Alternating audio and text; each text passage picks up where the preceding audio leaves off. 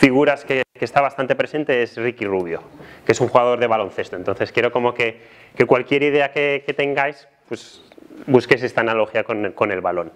Y os voy a contar a través de esta analogía bastantes proyectos, muy rápidamente, van a ser un poco como pequeñas tapas. Y esta actitud que os quiero compartir hoy con vosotros es una actitud que creo que todos vosotros podéis como llevaros algo a casa y aplicarlo en cualquier disciplina que estéis trabajando, en cualquier sea vuestra profesión o cualquier sean vuestros problemas. Y se divide en tres actitudes. La primera es la mirada. Es muy importante como ver lo que tenemos alrededor. Para coger una pelota, para coger una idea, hay que empezar mirando. Como ver todo lo que está alrededor, empatizar mucho con lo que hay alrededor nuestro y poder agarrar esa pelota. La segunda actitud importante es, una vez que se ha agarrado la pelota, el poder pasarla.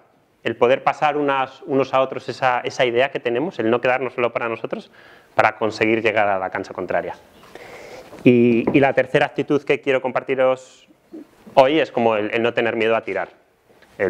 Una vez que estás cerca de canasta, cerca de conseguir esa idea, como el chutar, no esperar a estar solo dentro de esa canasta. Entonces estas son las tres actitudes que quiero compartir con vosotros. Empezamos con una serie de proyectos que creo que pueden ejemplificar esta primera actitud de poder mirar y observar a lo que nos rodea e intentar con esa actitud intentar cambiarlo. Son todos proyectos bastante caseros y bastante DIY, bastante de todos. Este proyecto creo que lo hice cuando tenía 19 años. Como vais a ver que muchos la resolución que tienen no son resoluciones profesionales para nada, sino más de estudiante, como decía Carlos. Una de las cosas que a mí menos me gustan de las ciudades son las colillas, porque son unas cosas bastante feas que huelen mal, que ensucian mucho. Y esa observación se puede trasladar a poner una semilla en las colillas de tal manera como que esa semilla pueda germinar a través de la humedad del filtro y se convierta en una flor, que es algo que huele bien y que es bonito. Es una transformación. Otra de los objetos que menos me gustan de las ciudades son los volardos, porque son unos objetos que son bastante inútiles. Y una observación también bastante obvia era que en una plaza en concreto no había muchos sitios para sentarse. Entonces, también quizá una resolución no muy ejemplar, pero con un trozo de madera hizo como una especie de hueso para que la gente se pudiese sentar ahí sin clavarse el culo, lo llamé el chapanalgas. Otra observación, esto era cuando era más pequeño, en mi casa cuando entraban mis padres, como todo adolescente, tenía un poco de pavor a que me pillasen haciendo cosas, en fin. Y adapté un manillar de bocina, de un manillar de bicicleta a la manilla, viendo la observación que lo primero que hace uno es coger el manillar de una puerta. Entonces cada vez que alguien pasaba... O una observación de sillas, que no todo el mundo tiene la misma dimensión en cuanto a anchura. Y es una silla que dependiendo de cómo seas de ancho, pues se puede adaptar un poco a eso. Otra observación, en la universidad donde estudié en la Politécnica de Madrid, todas las sillas estaban llenas de chicles, bastante asqueroso. Pero había una resina bastante especial que hace que el chicle se rigidice, y entonces puedes clonar, si sigues comiendo chicle, puedes clonar una silla hecha de chicles con la misma forma. O esto mismo, una lámpara de pipas, de tal manera que todo el mundo que come pipas puede crear como su propia lámpara y ir haciéndola crecer poco a poco mientras ves el fútbol, por ejemplo. Otra observación, ahora desde hace 5 años vivo en Londres y el metro cuadrado está carísimo y uno de los metros cuadrados más inútiles de todas las viviendas donde he estado es el armario de las escobas, que básicamente está ahí para poner escobas, que es un palo que estás pagando. Y entonces, pensando un poco en esto, pues esta era una escoba que aparece y desaparece cuando la necesitas. Me hubiese gustado traerla hoy, no lo he podido traer en el equipaje. O una de las observaciones también más... Yo siempre he vivido muy cercano al campo y los arquitectos para mí han sido un poco como los malos de la película, los que llegaban y se cargaban el campo. Este es uno de los primeros proyectos que hice en la carrera de arquitectura, lo llamaba la casa Calipo, porque es una casa que sube y baja, es un ascensor casa y tiene distintos niveles. Entonces cuando tú no estás en casa es una casa invisible que no ves, porque lo que es el tejado de esa casa es del mismo material que lo que le rodea. Y cuando llegas a tu casa, la casa sube como un ascensor y y puedes estar en distintos niveles. O otra observación, los coches en un entorno urbano considero que son espacios privados que no tienen ningún tipo de utilidad pública. Esto era una reflexión de cómo se podría hacer un coche banco, de tal manera que si tú tienes tu coche aparcado en la calle, cómo se podría, como que los peatones y los ciudadanos pues pudiesen como beneficiarse de ese coche y como utilizarlo como un espacio público. Esa es la primera actitud, la de la mirada, el poder observar dónde hay un potencial para poder trabajar. La segunda es la de pasarse la pelota. Cada vez que pasas a un compañero, al menos es mi experiencia, una idea te vuelve mucho más grande y es la manera de que las ideas vayan creciendo. Os quiero compartir unos proyectos relacionados con esto. Este es un proyecto que hice en Chile a partir de bolsas de plástico que en principio pues tenía muy poquita ambición y poco a poco fue creciendo porque la idea era poder proporcionar a los niños de una herramienta para hacer sus propios juguetes y para mí el juguete más básico era una pelota y simplemente con un secador de pelo y bolsas de plástico pues consigues pelotas de distintas densidades, unas botan más, unas botan menos y fue bastante bonito como un proyecto que no tenía mucha ambición pues ha terminado viajando por distintos niños de distintos países.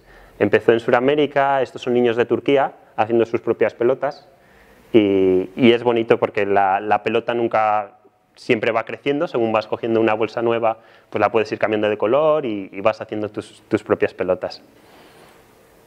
Esto es alguno de los niños con sus creaciones. Es una técnica que evolucionó en otro tipo de formas también, esto es siempre bolsa de plástico, pero evolucionado para otro tipo de juguetes. Otro proyecto, este fue para IKEA, montaron un concurso a ver quién hacía la casa más barata. Nos daban un presupuesto de 1.000 euros y era un proyecto de universidades. Todas las universidades se gastaron todos los 1.000 euros de manera más eficaz. Nosotros creo que nos gastamos 8 comprando bolsas y montamos esta casa hinchable. Y con el resto, David, uno de los compañeros, se estaba mudando a casa y compramos todos los muebles para su casa. Y gracias a esa necesidad también como que creció como idea. Esto fue también un hinchable a partir de periódicos, hecho también con estudiantes en India y también simplemente de pasarle la conversación a uno de los compañeros que estaba ahí, ¿por qué no hacemos esto? Y como que la idea va creciendo y va creciendo. De nuevo, un hinchable hecho a partir de bolsas de basura y tenemos el dicho nosotros que cuanta más masa mejor se pasa, entonces cuanta más como gente se adhiera a los proyectos más crecen.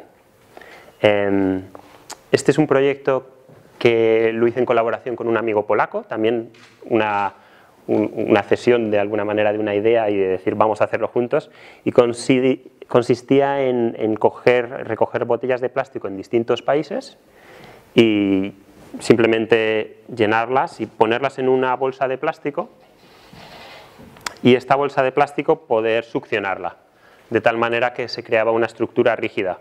De tal manera que las botellas no se modificaban, es muy parecido a las bolsas de vacío de café, por ejemplo. Antes de abrirlas están súper rígidas, o como cuando envasamos en vacío embutido, o las bolsas de envasar al vacío ropa. Y recogiendo toneladas de botellas de plástico con la ayuda de distintas comunidades, pues íbamos montando distintas estructuras arquitectónicas. Hicimos varias pruebas y a partir de hinchables, no sé si lo veis aquí en la pantalla pequeña, pues podíamos ir dando distintas formas. Y los resultados pues eran arcos, simplemente con botellas y con vacío. Esta estructura, como la fuimos replicando en distintas ciudades, con bastante ayuda de pasarse la pelota de distintos como centros sociales y comunidades. Esto era en Venecia, lo anterior era en Polonia, esto era en Francia. Y esto fue otra estructura en Polonia. Y lo bonito de este proyecto es que siguió creciendo sin nosotros, como que ya se maduró como idea y empezó a andar. Yo también tengo esta analogía bastante interiorizada de que una idea es mucho como un niño, como que al principio como que los padres le tienen que cuidar y le tienes que mimar, pero poco a poco tienes que dejar también que se vaya relacionando y se interactúe con otro tipo de ideas y con otro tipo de personas y poco a poco pues se vaya independizando. Y este es uno de los proyectos que yo creo, debido a que se replicó una vez sin nosotros, pues que ha tenido como un poco más de madurez. Tercera actitud, que es el chute, que es el no tener miedo al error, el saber que es muy difícil cambiar cosas a la primera y que hay que chutar cuando tengas oportunidad. Y para esto os voy a contar varios proyectos que la mayoría han salido mal. Entonces he sacado aquí del ordenador bastantes errores para poder compartirlos con vosotros. Y de alguna manera, si a alguno se os ocurre cómo poder rebotar esa idea a una cosa positiva, pues genial. Esto fue una experiencia que hicimos en un lago de Suecia, de intentar cruzarlo con un hinchable, dentro de un hinchable. Entonces era una especie de iceberg y se nos hundió en el medio. Fue un fracaso total y absoluto. Este fue parte del proyecto de fin de carrera que Carlos comentaba antes. Una de las cosas que me ha fascinado siempre son las cosas mágicas, y una de las cosas mágicas que veía en arquitectura son transformaciones, y siempre he tenido como referencia ciertos arquitectos que hacen muchas cosas con transformaciones. Uno de ellos es Emilio Pérez Piñero, que hacía un montón de cosas con estructuras transformables. Esta era la tesis doctoral de Santiago Calatrava, que también hacía cosas muy transformables. Y esto no sé si lo reconocéis, lo que viene a continuación, pero es Chuck Hoverman, que hace también un juguete que es una bola que se transforma. Y a partir de ahí, sin más ambición que empezar a tirar, como un poco tiros al aire, pues fui creando mis propias estructuras. Pero sí, el sistema consistía en ciertas estructuras de tipo tijera, de tal manera que una vez que abres una se abren todas, y ese tipo de estructuras pues daban pie cada vez que hacía una iteración nueva, cada vez que hacía un tiro nuevo, a un mundo un poquito más grande y más cerca un poco de una solución que en cierto sentido pudiese tener cierta relevancia. Tal como digo, es un sistema muy sencillo, es lo que hay muchas veces en los baños para los espejos y demás, pero empezado a conectar como un Lego tridimensionalmente, pues consigues que abriendo solo uno puedas conseguir como espacios muy grandes. Y un poco el resultado final de esta exploración a una escala relativamente pequeña, pues fue un proyecto teórico de una estructura vertical, porque la mayoría de estas estructuras anteriormente se utilizaban simplemente para espacios horizontales, que pudiese representar pues un edificio a distintas escalas. Un poco con la ayuda de geometría, viendo qué tipo intentando analizar cuáles son esos movimientos, pues se llega a una cosa bastante más refinada y bastante más concreta. Esta estructura también fue creciendo poco a poco, como a partir de pasársela conseguí que una empresa de aluminio me cediese aluminio gratis, y la estructura poco a poco pues fue creciendo. Al principio era una estructura como de 2 metros, luego fue una estructura como de 4 metros y poco a poco pues fue tomando relevancia, pero el proyecto final de carrera pues era eso, de una estructura que cabía en un camión, en un tráiler, a un edificio de plantas, y que tenía pues una cantidad tremenda de aparente complejidad, pero en el fondo solo tenía 3 tipos de barras distintas, y con eso pues podías solucionar ciertos problemas como ingenieriles de cargas, a viento y demás, que un edificio normal cuesta bastante más. Y el proceso constructivo también era bastante sencillo, estaba calculado para que un edificio se pudiese levantar en 3 horas, con todos los sistemas ya como prefabricados y embutidos en todos los paramentos, tanto como horizontales como verticales, y luego era una aplicación a ciertos contextos que leyendo las noticias había identificado. Uno era una explosión de gas en Carabanchel, que era un barrio madrileño, y tenían que realojar los vecinos en la otra punta de la ciudad y podían montar algo así. En ese momento eran las Olimpiadas, la aplicación de las Olimpiadas de la candidatura de Madrid, que al final no fue, y se estaban gastando ya bastante dinero en infraestructuras, de tal manera que se podían montar infraestructuras como móviles que podían ser de alguna manera desmontadas y llevadas a otro sitio.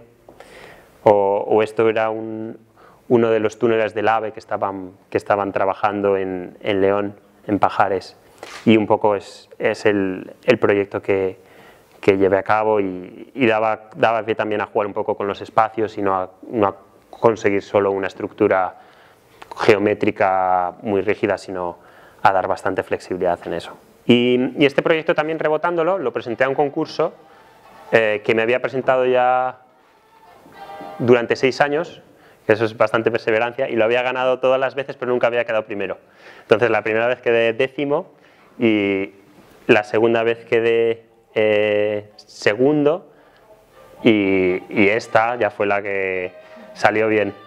Y lo llamé la Villa Rotonda y era una adaptación de este proyecto a un espacio en concreto que son las rotondas, que son unos espacios que están bastante infrautilizados, que tienen como espacio verde, tienen agua, tienen luz y nadie los usa. Entonces, como poner esa estructura encima del coche y con un amigo, como mi amigo Jaime, pues irnos de rotonda en rotonda. Y estuvo bastante bien, nos pagaron un prototipo, nos llevaron a Venecia a presentarlo y tuvimos bastantes oportunidades también gracias a eso. Esto también me dio la oportunidad de viajar bastante a distintos sitios. Creo que ahí en Colombia fue donde conocí a Carlos. Y uno de los viajes, por ejemplo, fue en India, donde tuve la oportunidad como de trabajar también con otro equipo de estudiantes distintos con este tipo de sistemas a construir distintas estructuras. Esto era una cúpula para un espacio que no tenía sombra y se había muerto un árbol, y luego, no tengo la foto cubierta, pero era una especie de paraguas bastante grande que lo abrías y lo cerrabas. Esto también es un ejemplo de pasar la pelota bastante fuerte. En ese momento estaba trabajando en un despacho de arquitectos en Barcelona y vi en el mar un barco, este barco, que se llama Lulda, que es de un artista turco-sueco que se llama Ilan Koman, que había fallecido hace 3 años, y su familia, y trabajaba en el barco, hacía unas cosas exquisitas en cuanto a escultura, y su familia cogía el barco y lo llevaba desde Estocolmo, que es donde estaba, a Estambul. Y yo vi el barcazo este en el puerto de Barcelona y me puse a hablar con la familia y pasándoles ideas de los trabajos, pues al final conseguí que me invitasen al barco en la última estancia, y montamos como también bastantes cosas en Turquía, y al final terminamos haciendo como estructuras desplegables, pero juguetes con niños turcos. En este caso eran serpientes que salen y se meten. Y es otro ejemplo de eso, de intentar rebotarse la pelota cuanto más. Este es otro trabajo como de investigación que tampoco ha llegado a nada, pero me apetecía contarlo también para poder compartirlo. Pero básicamente era intentar explorar el por qué las estructuras naturales son tan inteligentes. Por ejemplo, si tú tienes un hueso, si usas ese hueso se hace más fuerte. Y en las cosas que hacemos los humanos, en una silla, en un edificio, si tú usas una silla mucho, lo más probable es que se rompa, no que se haga más fuerte. Y esta cualidad que tienen los huesos, de cuanto más fuerza pones en algo natural, más se estructuriza, pues era un poco la que intentábamos replicar. Es una cualidad que se llama, no sé cómo se dice en castellano, phenotypic plasticity, y consiste en eso. Entonces estuvimos buscando cuál podría ser como una célula estructural que se pudiese replicar, que se adaptase a distintas cargas y a distintos espacios. Y eso, trabajando con 2 compañeros en Londres, en distintas unidades, desde cosas muy pequeñas de 3D printing hasta cosas más grandes hidráulicas, viendo cuál podría ser un módulo bastante esencial, como un tipo célula que pudiese responder a distintos esfuerzos. Y lo encontramos en un tensegrity muy sencillo, que dependiendo de cómo distribuyésemos las tensiones, pues ese módulo se podía como ir modificando. Al final, como lo que presentamos quizás no estaba presentado de una manera muy correcta, pero era no sé si lo ves, es una estructura que podías controlar la curvatura. Entonces, de tal manera, pues imaginas una estructura recta y la decías, no la quiero recta, la quiero en forma de arco, y se ponía en forma de arco. O la quiero para arriba, o la quiero haciendo olas. Y conseguías con ese módulo, simplemente cambiando la tensión, pues crear distintas formas. Y eso nos daba como distinto tipo de oportunidades. Y eso, un edificio que podía cambiar un poco de sección. Otro proyecto que fue bastante tiro, este era analizando el futuro de la maleta, que si lo pensáis es un objeto bastante tonto, era una caja, y sigue siendo una caja, En 1800 empezó siendo maleta y poco a poco la innovación fue que le pusieron un asa y se convirtió en una Samsonite y la hicieron rígida, y la siguiente innovación ya fue de los años 70, que le pusieron ruedas, y desde ahí no nos hemos movido. Y este es un proyecto que ya hice hace bastantes años, que se quedó a nivel de prototipo, pero era hacer una maleta que te siguiese. Entonces es una maleta que triangula la señal Bluetooth del teléfono móvil, localiza dónde está el teléfono móvil y a una distancia como de 1 metro pues puede seguirte. También esto daba lugar a ciertas ventajas, no solo a nivel individual, o sea, como que no tenías que llevar tu maleta y podías coordinar varias maletas que siguiesen una a otra, sino también como especulando como a nivel infraestructura lo que supondría en un aeropuerto, por ejemplo, porque en un aeropuerto la mayoría del espacio se va en cuanto a infraestructura para muchas cosas, pero entre ellas el mover maletas. Y si las maletas podían ir solas al avión, pues supondría bastante ventaja. A este proyecto le dimos bastante traca y montamos un mini equipo entre un ingeniero indio y un par de ingenieros franceses, y trabajamos con una empresa, sí, con Desle, que es una empresa de maletas francesa.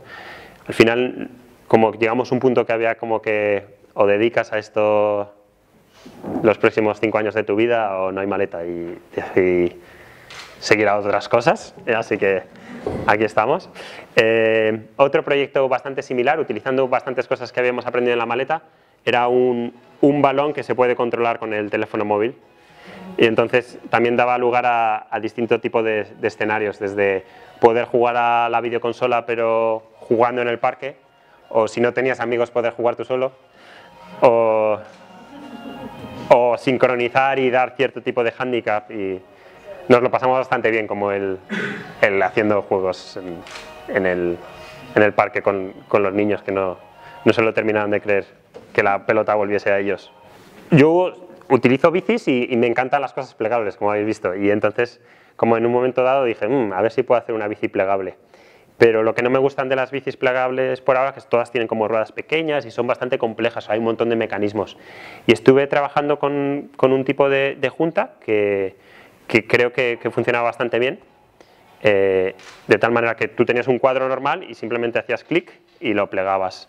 Y cuando hacías como clac, la bici se rigidizaba. Y sigo teniendo la bici, tiene ciertos problemas de durabilidad, pero sigue funcionando como bici. Y es muy sencillo, simplemente la abres y sales en bici.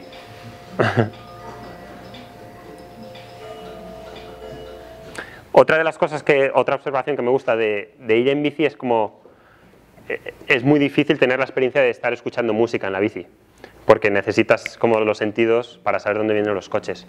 Y un poco explorando el tipo de maneras que tenemos de percibir sonidos, hay una manera que es la más común, que es a través del aire, pero hay otra manera que se llama bone conduction en inglés, que es a través de tu cuerpo. Puedes sentir las vibraciones que llegan no solo a través del aire, sino a través de vibraciones internas.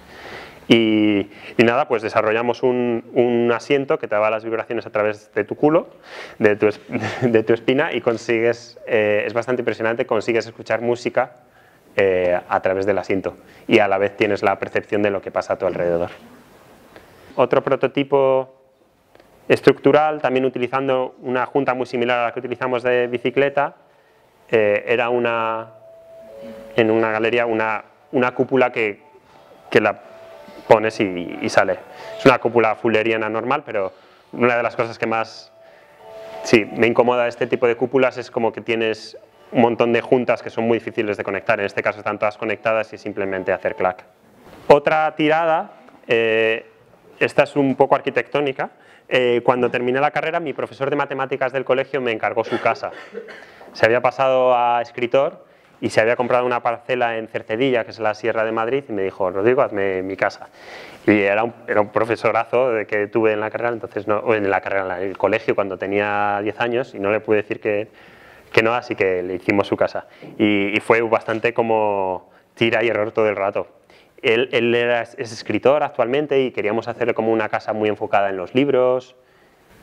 Y trabajamos como locos con mi amigo polaco, con mi amigo Maciek Siuda, con el que hicimos de Bebere, pues le fuimos proponiendo distintas ideas de casas, todas basadas en conceptos de estanterías y vivir entre libros y cosas bastante como, para nuestro gusto, bastante en cierta medida novedosas e interesantes. Y sí, entonces realizamos un montón de distintas aproximaciones, al final llegamos a 12 proyectos, estamos ahí entusiasmados y hicimos 12 proyectos, cada uno con una maqueta y cada uno con sus planos, y el cliente nos sacó un plano hecho por él en papel cuadriculado y dijo: esto es lo que quiero. Nos desesperamos bastante y en un momento dado casi tiramos la toalla, pero al final dijimos: no, venga, a por otra. Metimos a Gonzalo del Val, otro arquitecto amigo mío, en el proyecto de nuevo, a pasarle otra vez la pelota, y al final, pues un poco justo con lo que quería el cliente, pues conseguimos una casita bastante, a mi gusto, bastante decente. Lo más interesante de la propuesta esta era que le conseguimos rascar una habitación para una encina que convendría en esa casa, y estos son como los dibujos que intentaba mantener como una nave industrial bastante sencilla por dentro, por fuera la cosa que nos permitía la normativa de ladrillos baratos y teja roja, y un poco como en las fotos finales y la casa de la encina. Otro proyecto que trabajé con el mismo equipo fue para una competición en Polonia, en Varsovia. Está este edificio que se llama Villa Rotonda. PKA Rotonda. Y hicieron es un edificio bastante de los años 60, pero bastante modernista, bastante, sí, muy potente, pero está bastante degradado, está todo lleno, cubierto de publicidad, y la imagen exterior inicial era preciosa, y como estaba concebido también era un edificio completamente transparente y una cubierta magnífica, como súper expresiva y muy bonita. Y el problema es que tuvo una explosión de gas en los años 80, murió bastante gente. Y el gobierno la ciudad de Polonia, pues de Varsovia, montó una competición para cambiarle la cara. La competición se llamaba Change the Face to Rotonda. Y nosotros un poco pues teníamos la intuición de que, y se corroboró, que todos los equipos de arquitectura que participaban en Polonia iban a hacer una cosa como esta, que era como completamente revestirla de algo que no tenía nada que ver, más moderno actualmente, de sahariano y con curvaturas extremadamente potentes, y un poco pues por lo que fuimos fue un poco por lo contrario, de volverla un poco al estado anterior, como muy sencillo, y o sea, no hacer prácticamente nada, simplemente adaptar un poco el programa que nos pedían y un poco como volver a su esplendor. Y una de las cosas más importantes que querían conseguir con este concurso era revitalizar un poco ese espacio que estaba bastante degradado y darle un sentido nuevo de icono, porque es normalmente donde queda la gente en Polonia y demás, alrededor de la rotonda. Y simplemente lo que propusimos como un poco más novedoso o radical era un espejo muy grande en la fachada del edificio que le soporta, de tal manera como que se reflejaba la cubierta del edificio como si fuese casi una luna, y las personas que están abajo esperando. Y también desde la estación central de Varsovia pues tuvieses ese edificio amplificado desde ahí. Y ganamos la primera fase, súper ilusionados, como nos dieron también dinero para desarrollar la segunda, y era bonito también que a través, según cómo ibas, pues como que la luna de alguna manera pues iba como pasando y girando. Y el problema fue en la segunda fase, que el banco fue bastante reticente a sacarlo adelante. Entonces es un proyecto como que hemos tirado todo lo que hemos podido, pero se ha quedado ahí. Es una pena que sigue ahí manchada con anuncios. Otro proyecto en Polonia, en Varsovia, todos los años organizan una exposición bastante importante, muy interesante, que es para repensar la ciudad desde un punto de vista cada vez distinto. Y nos pidieron a mi amigo Maciek y a mí y cada año lo hacen, normalmente lo organiza el Museo de Arte Moderno, pero cada año lo hacen en un espacio completamente distinto, y piden normalmente a un arquitecto que acondicione ese espacio. Y este año era, en concreto, pensar la ciudad desde el punto de vista del urbanismo y nos dieron para trabajar unas escuelas que iban a destruir, paradójicamente, para construir una torre de Zaha Hadid. Y eran unas escuelas súper bonitas, modernistas, muy, muy grandes. Y nada, nos dan un presupuesto bastante ínfimo para trabajar y era una escuela por dentro completamente abandonada, que habían cerrado ahora 5 años y no tenía ningún tipo de uso. Y entonces lo que nos propusimos fue un poco una estrategia de mago, que era como enfocar la atención en ciertos puntos de esa escuela y simplemente como recolocar los objetos que había ahí y trabajar con lo existente. Y nos pusimos también otro reto, que era que íbamos a trabajar exclusivamente con, como iba a ser una escuela que iba a ser destruida inmediatamente después de la exposición, con herramientas de destrucción, que hasta ahora siempre habíamos estado trabajando con herramientas de construcción.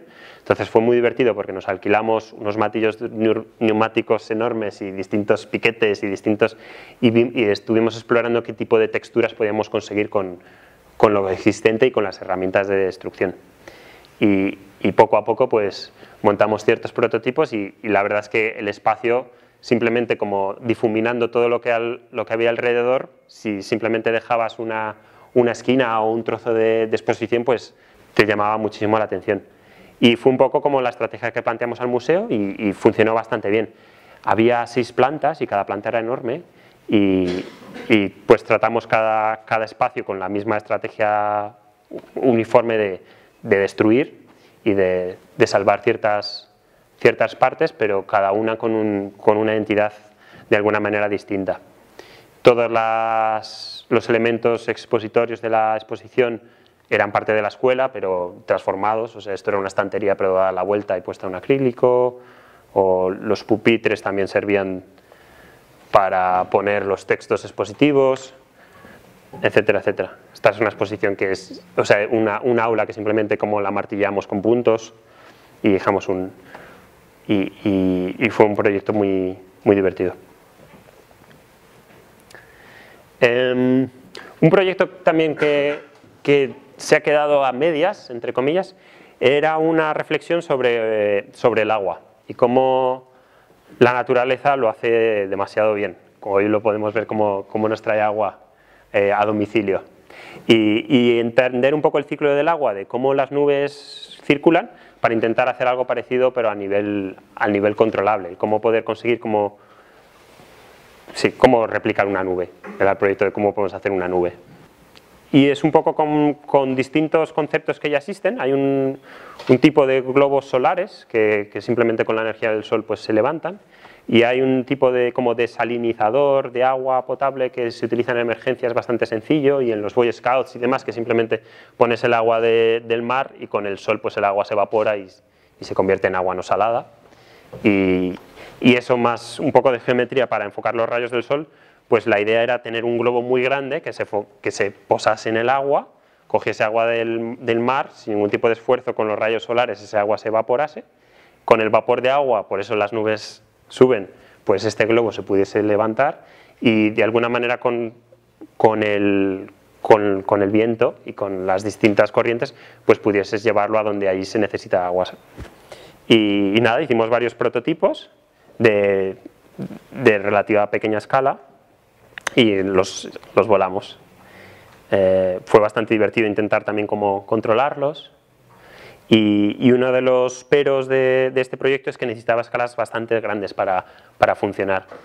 No es una cosa totalmente disparatada. De hecho, como los primeros globos antes de ser de aire caliente eran de los hermanos Montgolfier, empezaron con globos de vapor y podías transportar cantidades relativamente altas de agua y llevarlo como en situaciones de emergencia. Estas son algunas de las pruebas en Londres de distintos, como globos de distintas escalas, y intentar controlar como que la humedad esté en su punto óptimo y que pudiesen como subir.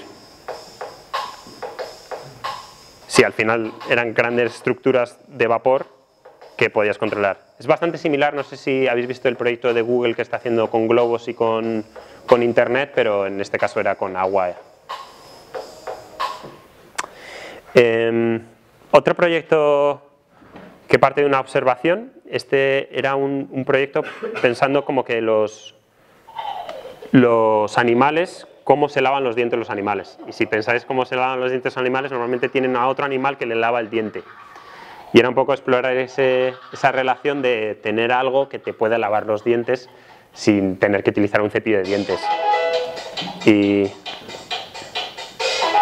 sí, el proyecto consistía en qué tipo de cepillo de dientes pudiese utilizar algo que tú tuvieses para lavarte los dientes. Y en ese contexto, pues, no sé si puedo bajar un poco el sonido. Pues estuvimos trabajando cómo conseguir energía a través de saliva, que es una fuente bastante aceptable de energía. Y básicamente es un mini cepillo que te lo metes como si fuese un snus y te va hacia los lados. Me doy cuenta.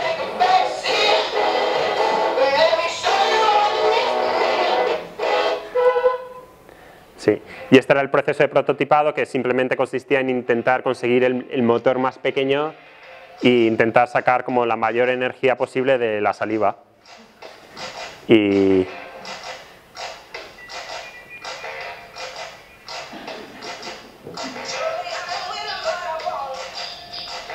era bastante asqueroso la saliva e intentamos sacar la mayor cantidad de voltaje.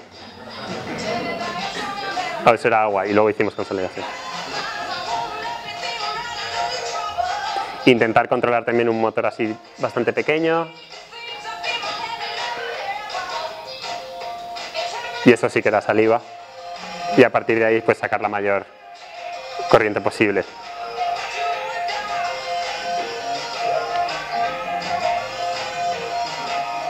Y luego en un paquete pues conseguir que se muevan los dientes. Este proyecto que os voy a contar ahora es el proyecto que me encuentro más inmerso actualmente y que empezó hace ya 3 años y pico y que tenía como objetivo como el poder reemplazar, no sé si lo tengo aquí, a este objeto que había trabajado antes con él y me parece una maravilla de diseño, pero un uso terrible porque es un objeto que utilizamos a diario normalmente, que no sé si sabéis, pero una botella de estas consume 7 litros de agua para hacerse y un montón de petróleo.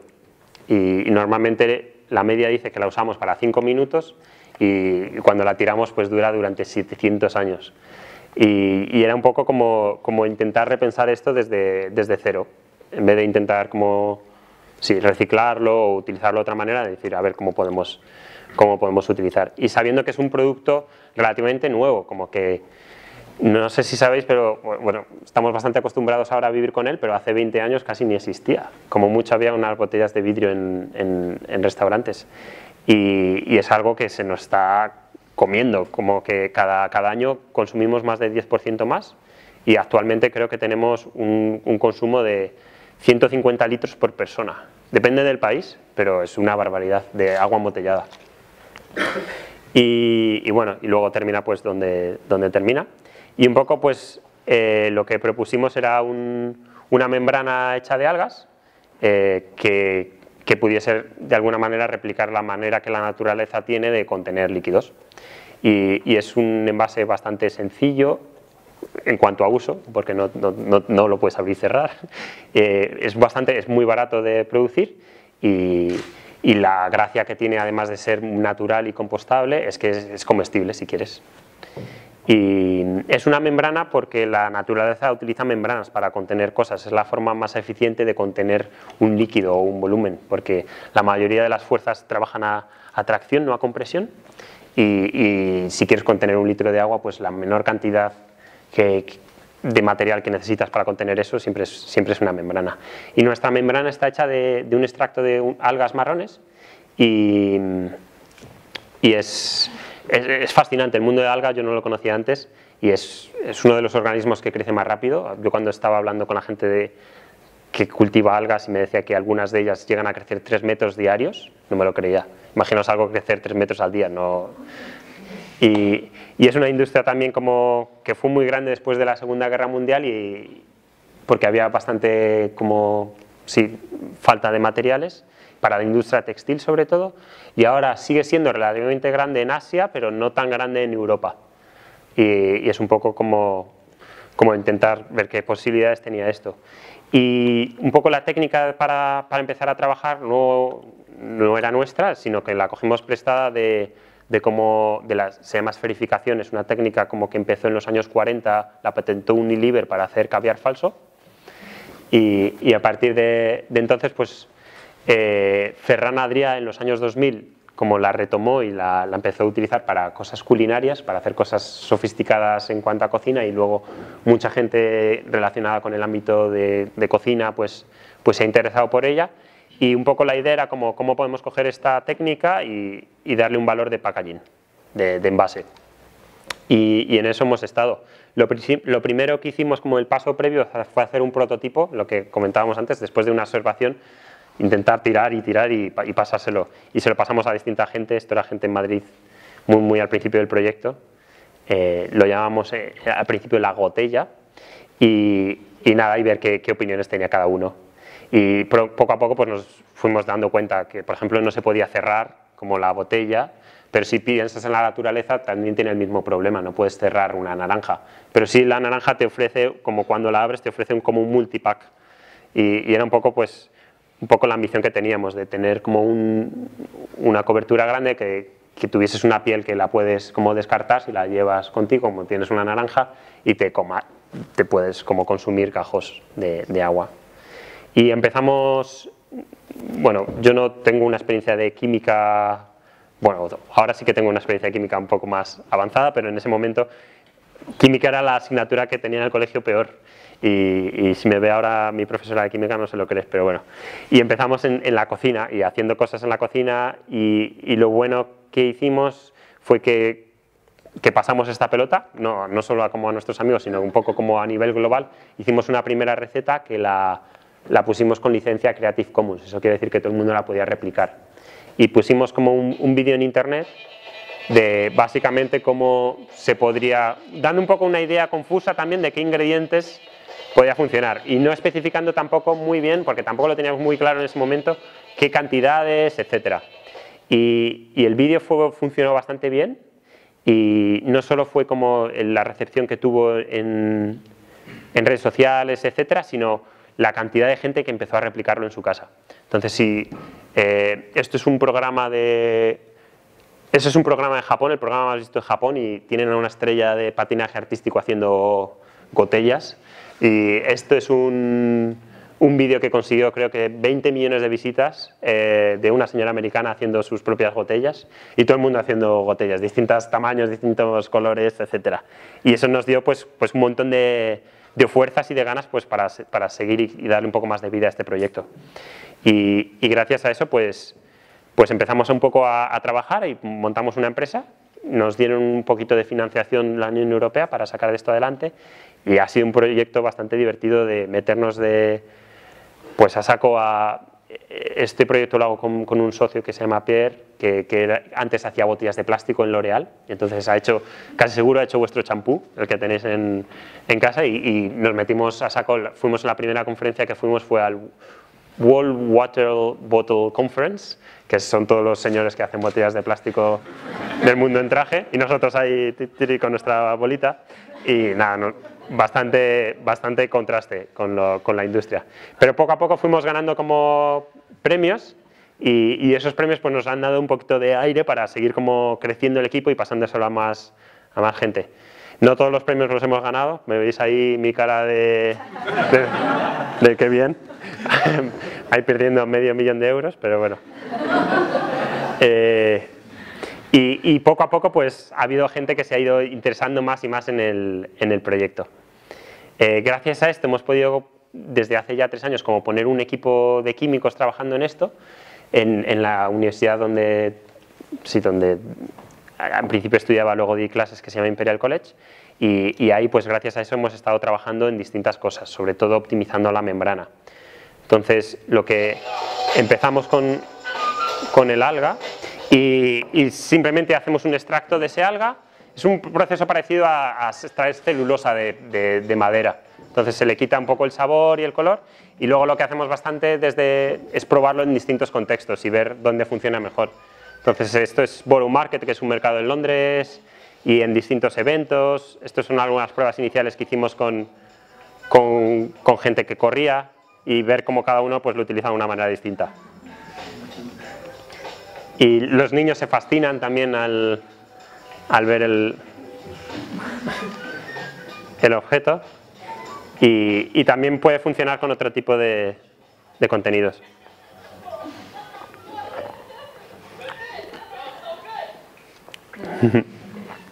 Lo llevamos probando en distintos sitios y en distintos contextos ya casi 3 años.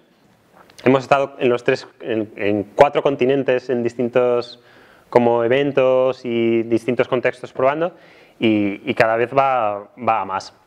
Estas son algunas de las cosas técnicas que hacemos en el laboratorio, de comprobar cómo la membrana responde a distintos pHs y a distintas acideces y a distintos contenidos.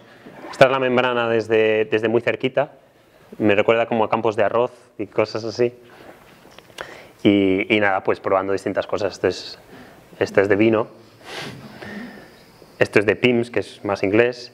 Y otra de las cosas que hemos estado como focalizando nuestros esfuerzos es en la industrialización, de cómo poder, porque al principio empezamos en una cocina, cómo poder hacer esto que no fuese algo que solo se pudiese hacer uno mismo en la cocina. Y empezamos a mirar máquinas. Esta es una de las primeras máquinas que miramos, que era una máquina de hacer paintballs, y poco a poco pues como nuestro proceso y nuestras herramientas pues se han ido como transformando de una cosa bastante culinaria a una cosa más de hacer salchichas, entre comillas, llenas de agua con nuestra membrana, a cosas como de pasta, y luego ha terminado un poco como con un loop. Esto es una máquina como de hacer salchichas de agua, que de alguna manera nos gustaría que tuviese cierto tipo de relación con las frutas, como pues igual que tienes un lichi, un limón y un pepino, pues podrías tener distinto tipo de envases. Y el producto que tenemos actualmente pues no es un producto que soporte honestamente como todos los supply chain que tienen detrás todos los envases de plástico que recorren millones de recorridos en tráiler y tienen un periodo de vida de 700 años, sino es algo más similar a cómo se consumen frutas. Y es un poco como pues, lo que hemos estado haciendo, dándolas como si fuesen frutas. Hemos estado en festivales de música, en maratones, y este año último también lo que hicimos fue como dar un poco el paso de coger dinero de gente y tener inversores como privados, y conseguimos pues bastante dinero, que nunca habíamos tenido dinero para hacer cosas, y así que ahora cambia un poco cómo funcionamos, entre comillas, porque tenemos un equipo más grande y tenemos como más enfoque a lo que hemos prometido a este tipo de inversor, y como el objetivo es miniaturizar lo más que podamos esta máquina para tener una producción local, de tal manera igual que los cafés no se hacen en una planta, sino que te lo hace alguien, pues hacer como una máquina que sea relativamente pequeña, que esté pues en distintos sitios y que te pudiese hacer OOS locales. Esta es una primera como aproximación a la máquina que tenemos actualmente en la oficina, que hace distintos tipos de envases con otro tipo de forma. También estamos explorando como forma más convencional, forma más como de sachet o de bolsita o de bolsillo, que es una forma también muy normal de beber. Creo que tengo alguna en la mochila. Es una forma muy natural de beber en África y en otro tipo de contextos, y dependiendo del tamaño que tenga pues o te lo puedes meter todo en la boca y esa explosión de agua, o simplemente como das en una esquina y lo ves como si fuese una bolsita. Y luego, si quieres, la idea es que las grandes no las tengas por qué comer, simplemente las puedes tirar y es como una piel de una banana, pero si quieres sí que la puedes dar un mordisquito y seguir con ella. Otro tipo de escenarios que también nos hemos planteado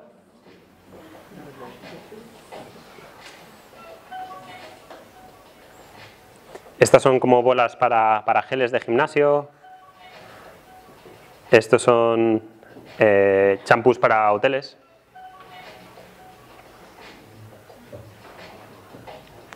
Para salsas, para ketchup y demás, de tal manera que simplemente te puedas poner como la bola de salsa y en la hamburguesa y plum.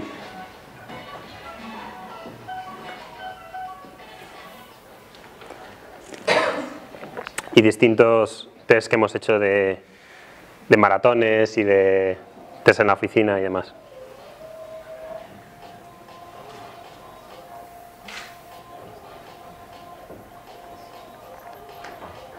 La recepción en contextos así es bastante buena y todo el mundo como entiende el porqué y requiere un cambio de actitud y de cómo funciona, pero funciona bastante bien. ¿Quieres esta, Jorge? Jorge es uno de mis amigos y de nuestros inversores, que nunca la había probado. Si lo pones todo en la boca y explota, esa es pequeña. Maravilloso. Y nada, esta es nuestra oficina y siempre pues comemos con muestras para probar distintas cosas. Eso es ketchup, eso es Spear, nuestro socio, y eso es mayonesa y ver cómo se podría utilizar. Simplemente pues haces un clic y la idea es que no siempre te tengas que comer la membrana, pero simplemente como que se descompone muy rápidamente, es como una piel de una fruta, es compostable a nivel casero. Una de las mayores Sí, y también estamos explorando otro tipo de formas tetraédricas y incluso cómo coordinar como cadenas de tal manera que tengas para un hotel como uno de champú, uno de acondicionador, uno de gel y un aceite, por ejemplo. O estos son los últimos que estamos haciendo de ketchup, que funcionan bastante bien, estamos viendo a ver cómo probarlos. Y un desarrollo también que estamos haciendo paralelo, que este prototipo es bastante terrible, pero es haciendo liners, como coatings, para impermeabilizar celulosa. Actualmente los vasos de café, por ejemplo, que te dan para takeaway, tienen una lámina de plástico que es muy difícil de separar. Y estamos intentando aplicar como todos los conocimientos que hemos tenido durante estos años en membranas naturales para crear una membrana natural a base de algas también que pueda impermeabilizar papel. Y de momento las pruebas van bastante bien. Estamos ahora en el paso de pasarlo a una escala más industrial y nos cuesta bastante como parar una papelera, que son empresas enormes, para sprayar nuestro coating de algas, pero estamos en ello. Y creo que poco más, eso es un poco como la conclusión de nuevo de este como mirada de poder observar como lo que veamos, como el poder pasarnos como la pelota unos a otros y el poder chutar cuando tengamos la oportunidad. Y creo que lo que os había puesto un poco como de colofón, también divido mi actividad actualmente entre esta empresa y la universidad donde doy clase, intento como transmitir esto también y quería compartir, creo que es un proyecto de los estudiantes donde se entiende bastante esto. Es un proyecto que lo llamamos Fixperts, expertos en arreglar, y básicamente como son estudiantes de primero que no han hecho nada y es el primer proyecto que hacemos. Así que básicamente no tienen ni idea y simplemente les hacemos que pasen 3 días con una persona, la observen, que hagan prototipos, que una vez que tengan identificado ese problema hagan prototipos de qué tipo de cosas puedan solucionar y tiren. Y este es uno de los proyectos. Tienen a Gaby.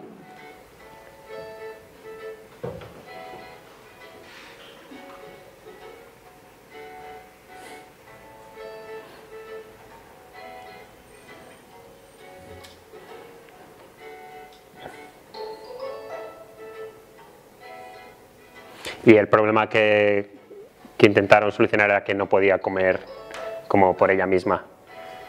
Y entonces, pues en el estudio, probando distintas soluciones que la mayoría no funcionaban, llevaron a esta solución que a mí me pareció bastante sencilla y bastante como directa, que era hacer simplemente una cuchara con un mango flexible que se pudiese como integrar en su mano y funcionar. Es una cosa a escala bastante pequeña, pero que crea como una diferencia.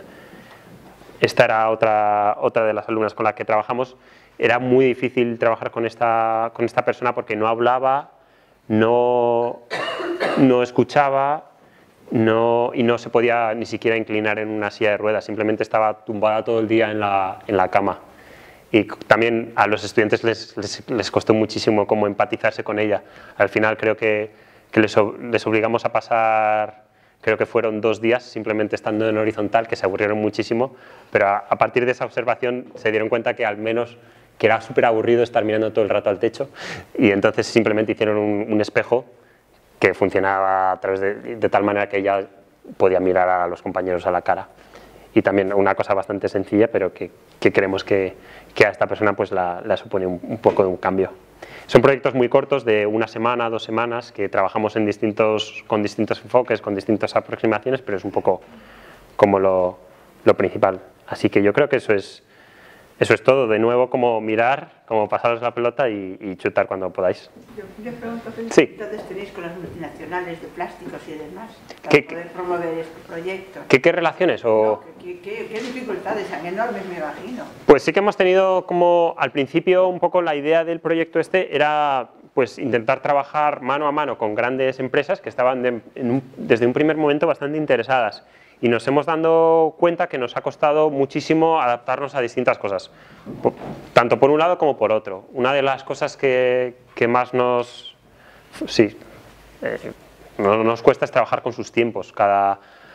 Estamos ahora mismo en conversaciones, creo, con 8 grandes multinacionales de bebidas que en el fondo venden plástico, y lo que les cuesta más es tomar decisiones. Cada decisión es como les mandas una propuesta y es, sí, te respondemos en noviembre, que es como en noviembre ahora, pero si estamos, ¿sabes? Y tienen que pasar por todos los equipos de técnicos, todos los equipos de marketing, todos, y para hacer una cosa muy pequeña. Y entonces pues tomamos un poco esta decisión de intentar movernos nosotros solos de momento, y está funcionando bastante bien. Y ahora es más fácil también integrarles. Estamos haciendo como cosas pequeñitas que no les suponga un cambio de mentalidad enorme, y creo que puede ir adelante. Somos conscientes de que un poco lo que queremos conseguir como material o como marca en sí es como una marca ingrediente, que lo llamamos, como si fuese Gore-Tex o Lycra o Intel, y la idea es que podamos trabajar con otras marcas. Creemos que es la manera de tener impacto.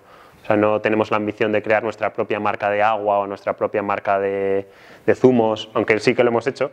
Hemos hecho como varias pruebas con zumos, vendiendo durante 1 semana en una tienda y ver qué tal funcionaba y demás, pero creemos que como el proyecto lo que pide es que pueda trabajar con otro tipo de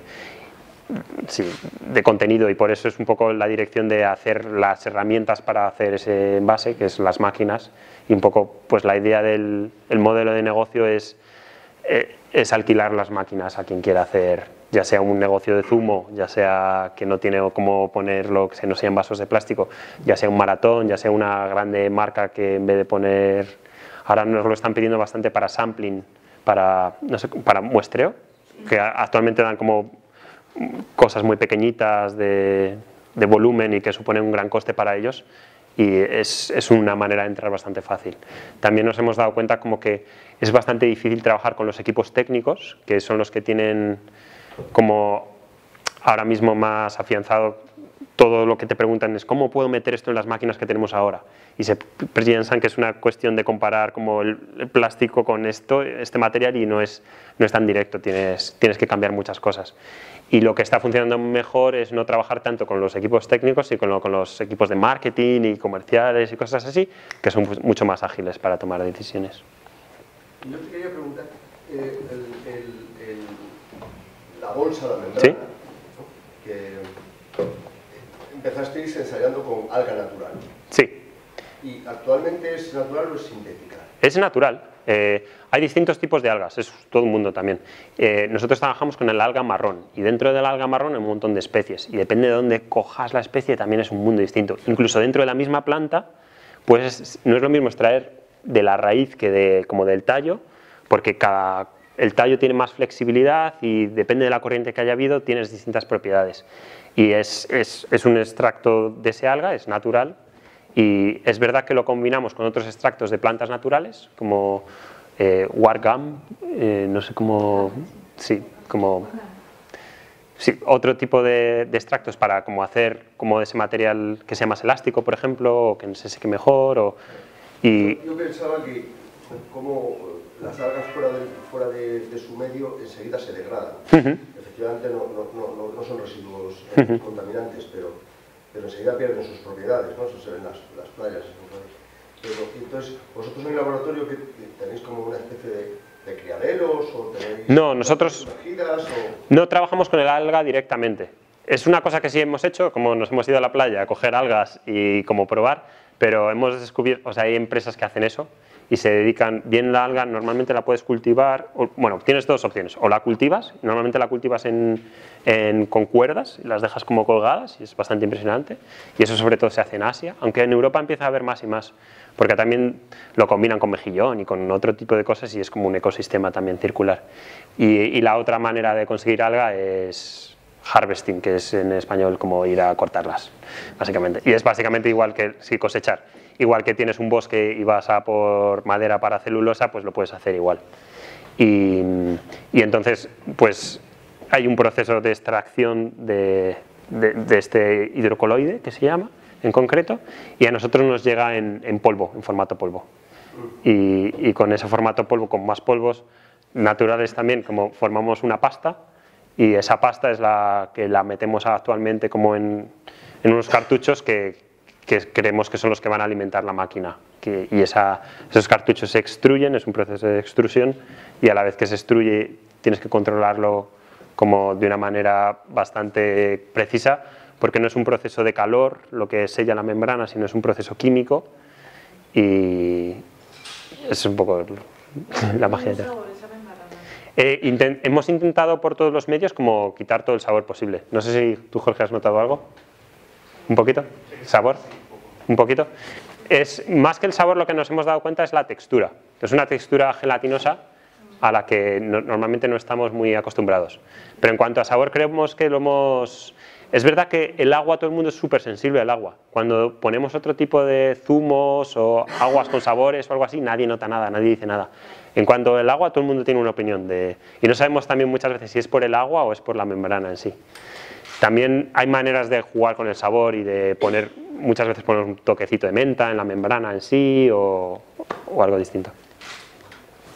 Mira, ¿y el precio en comparación con el plástico? El precio a escala puede ser mucho más barato que el plástico. Actualmente, como el precio que estamos trabajando es un precio distinto porque necesitamos como que esto coja volumen, pero aún así el precio del material es es ínfimo, creo que es menos de 2 céntimos por cuando una botella de plástico el material es bastante más caro que eso. ¿Y en cuanto a agua? ¿Cuánto agua podemos poner? O sea, antes dijiste que 7 litros era lo que... ¿En cuánto agua? Producción.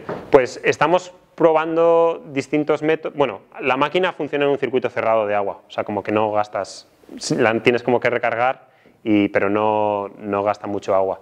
Y todo el agua que metas dentro.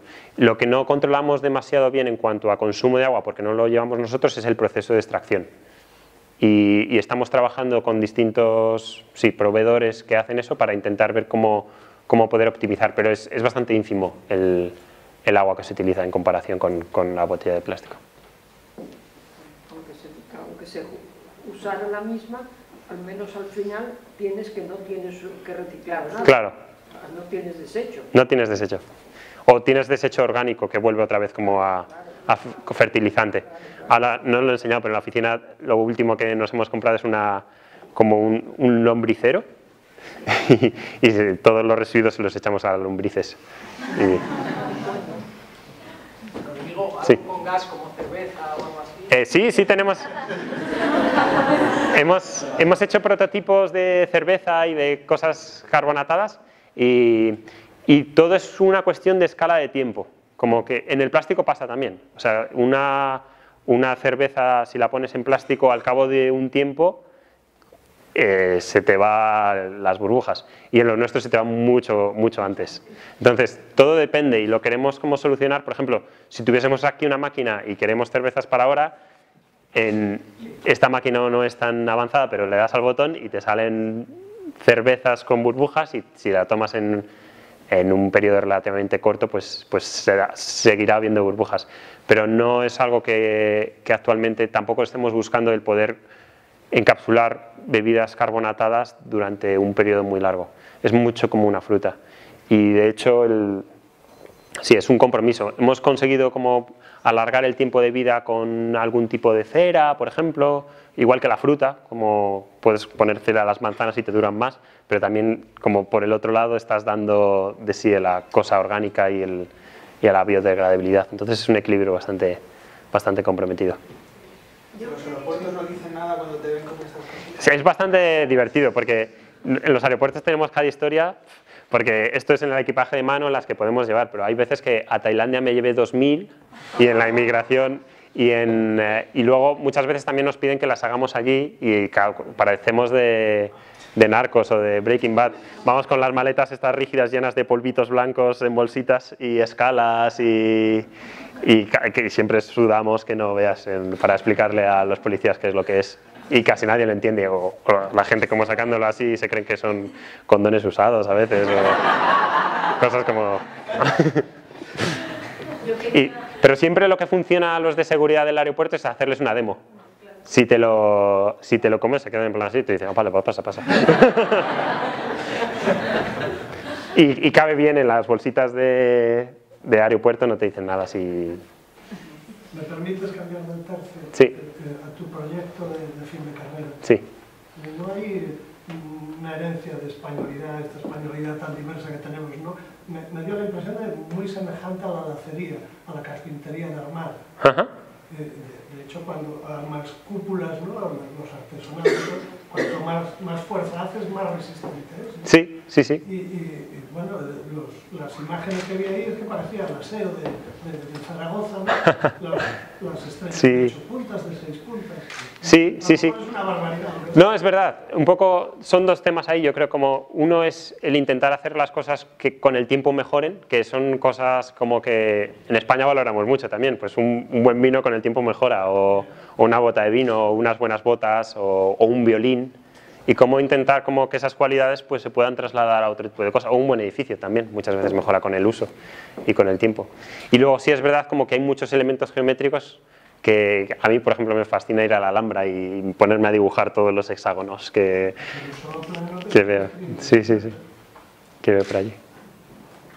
Yo quería primero darte la enhorabuena y las gracias porque yo creía que venía la presentación de un proyecto con soluciones constructivas a nivel de arquitectura y de hecho hablaba con mi marido y decía no sé si voy a ver una maqueta, si voy a ver un PDF, qué voy a ver exactamente. Y me he encontrado con un proyecto de soluciones de vida ante la degeneración del sistema controlado por los plásticos. Y aparte de esto, te quería devolver la pelota, porque hablaste en un momento determinado de la aplicación de las algas en una época para el textil. Sí. ¿Qué aplicación? Pues en ese momento tenía una aplicación para screen printing, para tintar la ropa. Y luego con cosas sintéticas se ha ido reemplazando esa aplicación. Pero ahora se sigue utilizando bastante en un montón de cosas. En el mundo de la cocina, bueno, en el mundo culinario se utiliza sobre todo como espesante. Muchas veces para comer, cuando te estás comiendo un helado, te estás comiendo como agar o un aginato o algo así que lo hace mucho más, o un yogur. También la esferificación está presente y no nos damos cuenta, por ejemplo, en las olivas, las que están rellenas de pepino o pimiento, el pimiento rojo no es pimiento, es una esferificación, porque si no el pimiento hace que el agua alrededor se enturbie, entonces nadie se compra unas olivas que cojas el tarro y esté turbio, y se utiliza ahí también. Y luego también se utiliza mucho para drug encapsulation, para medicinas, porque puedes controlar dónde te deja el medicamento, de alguna manera, y el problema también es que ahora mismo esos usos puedes optar por el alginato que extraen para usos médicos, es muy caro, es muy preciso, o tienes el otro, y nosotros lo que estamos buscando es un poco el punto entre medias. Pero estamos viendo que más y más hay bastantes empresas en Europa que están empezando muy pequeñitas, pero con pequeñas plantaciones de alga, también para industria culinario, para sushi y cosas así, que también vendría bastante bien. Dices que más que nada es a nivel colorante, ¿no? No Sí. a nivel estructural. No a nivel estructural. Estamos intentando ver también la aplicación que puede tener como impermeabilizante en cosas textiles. Yo te devuelvo la pelota. Genial, perfecto. Y sabemos que puede tener cierto valor ahí. Si te interesan los temas textiles, toma pelota. Hay un premio muy importante que da H&M de $1 millón de dólares, creo que es, a soluciones textiles que tengan cierta economía circular y demás. ¿Y te vas a presentar? Pues los premios nos encantan, somos bastante competitivos y es una de las cosas que te estaba lanzando de hacer algo textil que tenga cierta como reciclabilidad. ¿Y valoras asociaciones? Valoro asociaciones, obviamente. Claro. Pues casi nos dedicamos a... Perfecto. Y a... Gracias.